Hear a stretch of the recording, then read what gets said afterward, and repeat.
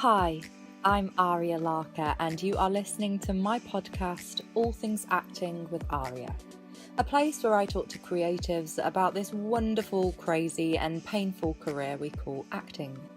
If you are not an actor, please do stay tuned, because though this podcast is called All Things Acting, we will also discuss the general torturous but rewarding life as a creative.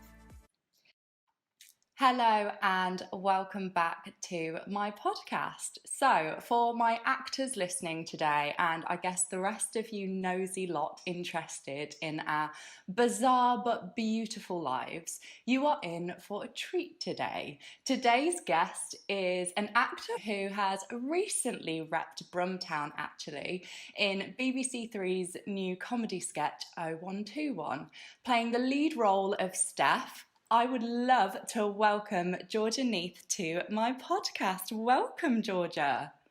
Hi, thank you so much for having me. Thank you so much for coming on the show. I am really, really excited to speak to you today. I have so much to ask you. So I want to start off at the beginning. Tell us about yourself, G. Who are you? How did you get into this world? Okay, so I started off in performance as a child. So I went to Palace Youth Theatre in Redditch, big up Nice. Redditch, where I'm from. So I started there at the age of 10, and that involved a weekly class.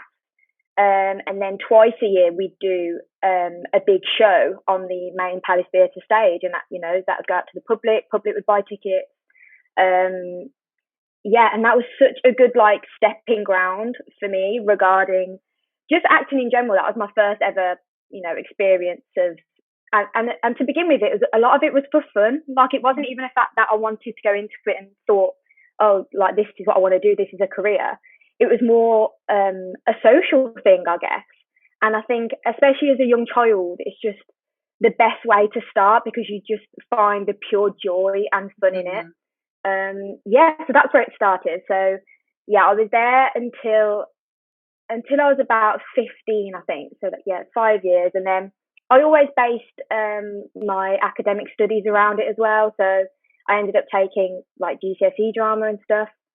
And then I went to Stratford College, obviously very well known for the RSC.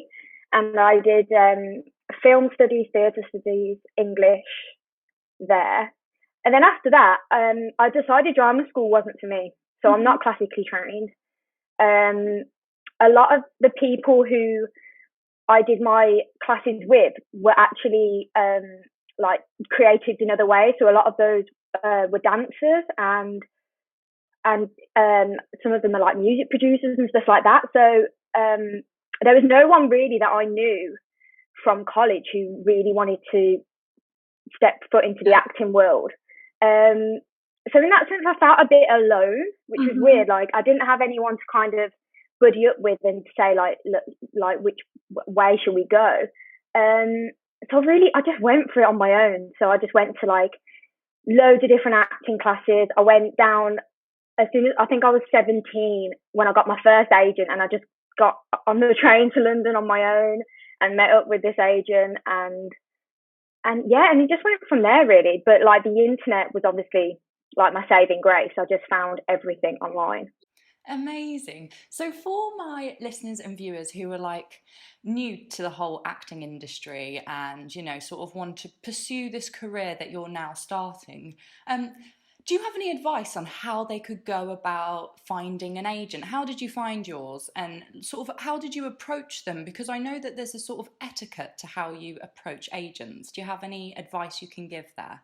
Yeah, I mean, I think it's really important to, I know it's so generic, like the advice I'm going to give, but like to put yourself into everything you do. So when you're composing an email to an agent, just put as much personality in there as you can. But also don't give them like an autobiography. Like, make it sweet, concise.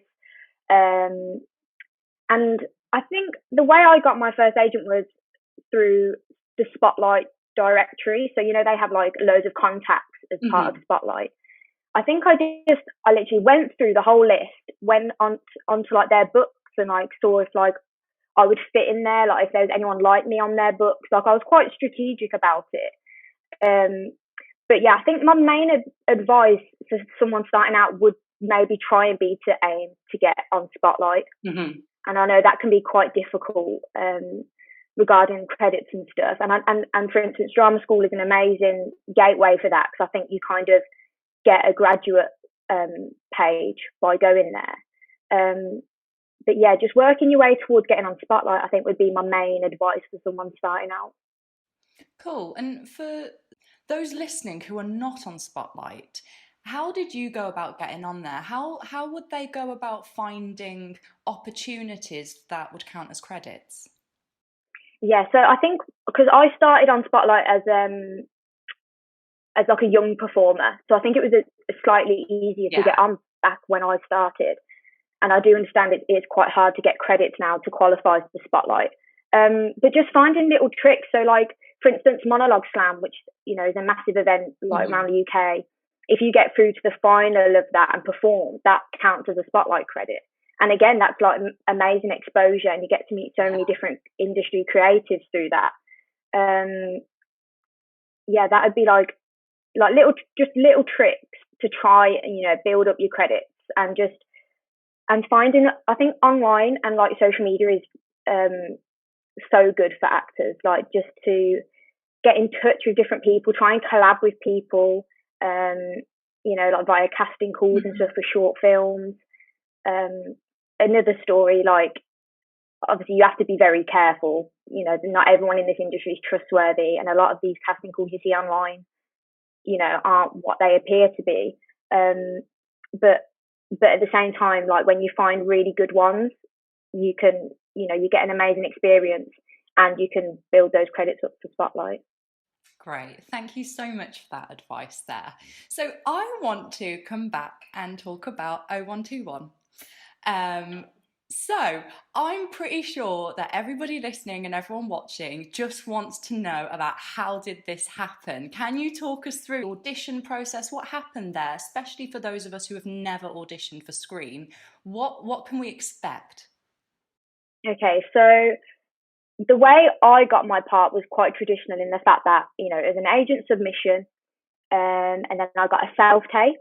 And then after the self-tape, there was a recall, which was in the room, which was obviously quite nice considering the times we're in. So, and then I was in the room with the director, the writer, and the producer. And in that sense, again, it's quite traditional in the fact that, you know, we had a scene to go through. But I think my favourite part of the 0121 audition was that it was heavily improv.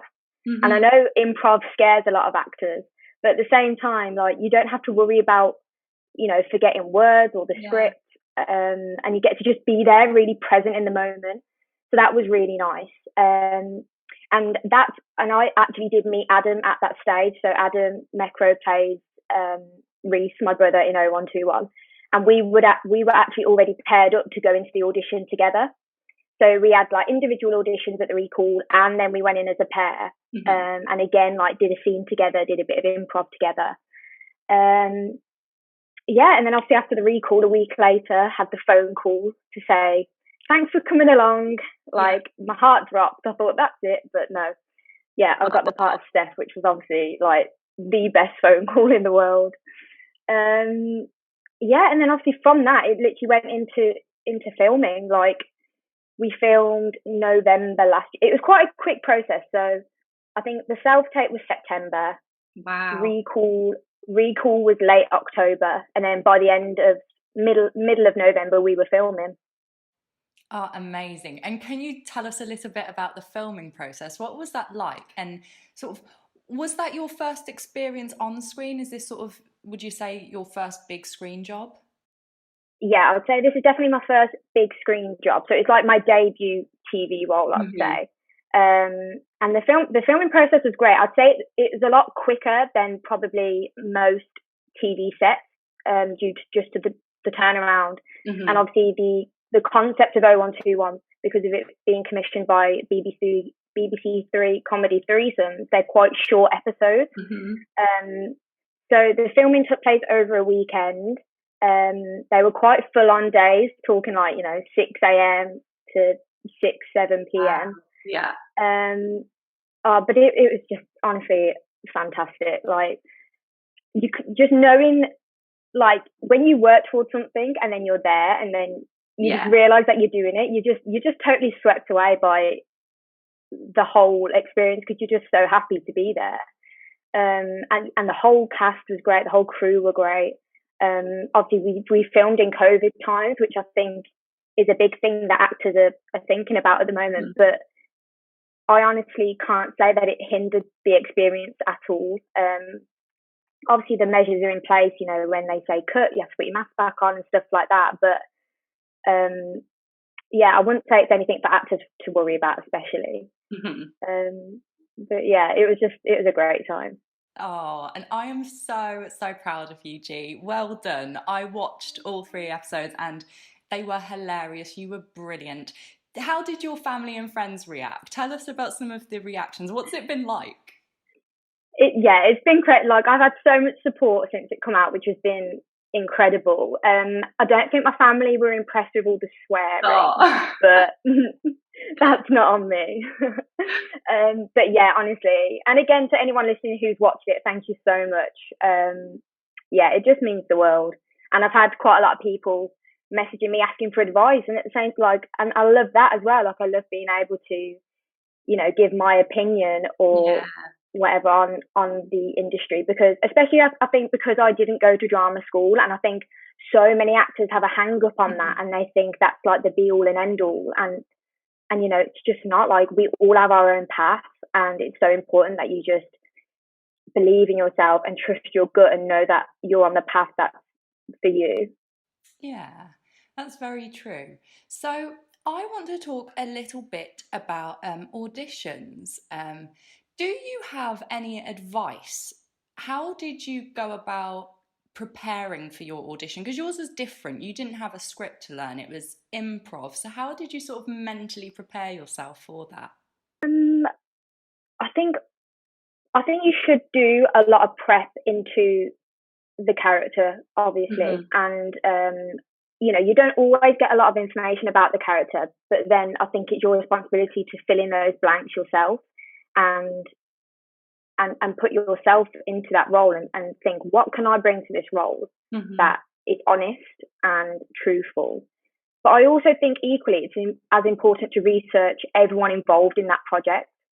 So, you know, the production company behind it, the director, what have they worked on before? Is there anything you can watch of theirs? Because all of those elements add up as well into your performance, because you know exactly what you're stepping in that room to achieve. Because at the end of the day, you want to solve a problem for them and everyone in that room. And again, actors have this thing that everyone in that room just isn't on their side when they are. Like, they want you to have that part. They want to give you that part. And it's just embodying all of that energy and going into the room with that, and again, just believing in yourself and knowing. And again, like, auditions are a chance for you to act, like, especially in the times we're in. Even, you know, self-tapes, I don't think all actors enjoy them. I've definitely got used to them, I think. I enjoy them a lot more now. And it's just like enjoying that moment to act, because we don't always get it. Yeah. And you briefly mentioned self tapes there. And to be honest, self tapes, I think, started to become a really big part of auditions even before COVID started. Do you have any tips and advice for filming the self tape? How did you submit a really good one? So I do think setup's really important, as Aria, you're demonstrating lovely. You have a lovely backdrop. I also have a grey pop-up screen, which is great because then I don't have to worry about changing my room around or anything like that. And you know, it can be a bit of an investment, you know, buying these things, but just think about how long you'll use them for. Like, it is so worth the investment. And I think sound's a really important element that sometimes actors don't think about. I think they think very visually, which obviously is a visual art form, which is important, but equally they need to be able to hear you. So like, there's a make called Rode. I'm not sure how you spell that, but if you just put it into Amazon or whatever, there's loads of mics, which are great for that. They can plug into your phone. You can get like longer ones that actually clip onto your clothing. So I'd say sound very important, but a clear background as well. Fab. And I want to talk a little bit about how earlier on you mentioned it's really important to collaborate and to get out there and network. Do you have any advice on how actors could go about networking and meeting other people? How did you find like-minded people to work with on projects? Yeah, so I think social media, as I say, is a great tool, and there's a massive community of actors, especially on Twitter, I feel. Um, and yeah, definitely finding your community of actors, I think, is really important, not only for your career, but for you to survive as an actor mentally, because I think it's so important to be able to speak to others and discuss, the down times as well as the high times, because a lot of us don't come from families who are performers and they don't understand the industry. And I think it's really tough if you don't have anyone to kind of come back and speak to. And again, like, I was lucky to find a lot of actors through either attending classes, workshops. There's a great community called Act on This, which is a membership. It's a monthly membership. You get loads of insight into the industry, but you also get a big community of actors as part of that as well to speak to. And just putting yourself out there, especially on social media. I think it's a bit easier to put yourself out there because you haven't got to think like, what do I look like? What am I saying? Like, you get to type it out, and that'll give you a bit of confidence to just approach people. The worst thing that someone can do is like say no or like not reply. So I just think, like, why not just send that message? And a lot of actors are really nice and they will help you. Oh, fabulous. Thank you so much for that advice. Another question that I really wanted to ask you was, we have been in very difficult times right now with COVID, especially, I mean, not just for actors, but, people in the arts industry as a whole and freelancers. For a lot of people, they woke up one day and work just disappeared overnight. How have you been coping during this time? I mean, you were very lucky that you've just got to work on 0121 in November, but prior to that, how have you been coping with lockdown? And do you have any advice for, everyone listening and watching on YouTube for how they could maybe cope mentally during this time? Yeah, definitely. I think life as a creative is a roller coaster in general. And I think this time, if anything, has highlighted that even more. And especially as an actor, because you are like your product and yourself, and it can just feel so personal a lot of the time. So I think my main advice would be to just know how to look after yourself, and don't feel guilty for having that day off, having that day off to just unwind and not send any emails. Like, just be kind to yourself, I think, is the biggest advice I can say, because a lot of us are in the same boat at the moment. As much as the industry is kind of back on its feet, and it's nice to know there's projects going on and castings going on, we've still got the whole theatre world to think about, and it's so sad, but it will come back, and having this downtime means you can just come back stronger than ever. So definitely don't feel guilty about that, because I think there's two quotes which I love that I think relate a lot to the acting industry. The first one is, whatever's meant for you won't pass you by. So, having that one day off doesn't mean you're not going to get that big role in EastEnders, for instance. If you've put a lot of work in up to this point, so having that one day to rest is not going to hinder your journey. And again, and that leads me on to my second favorite quote is, this life is a journey and it's not about the destination. So all of these little moments are going to build up.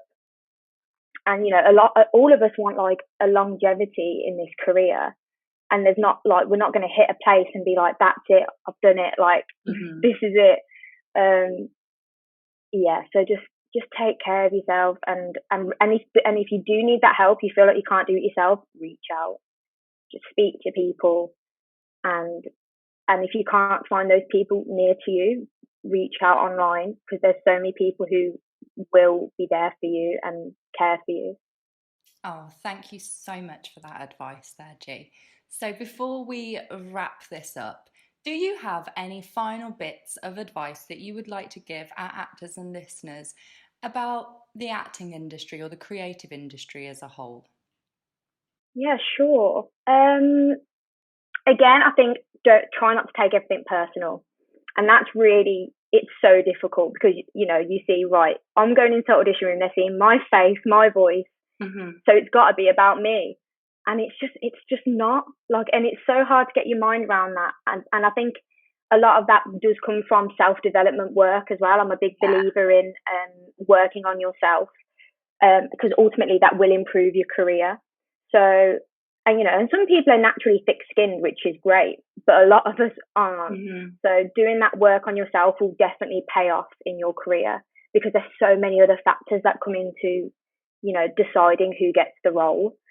Um, yeah, so I'd say that's a big bit of advice, and I'd say be proactive as possible, whether that's online, sending emails. But again, you've got to think everyone in this industry is a human. So, for instance, sending emails out to casting directors.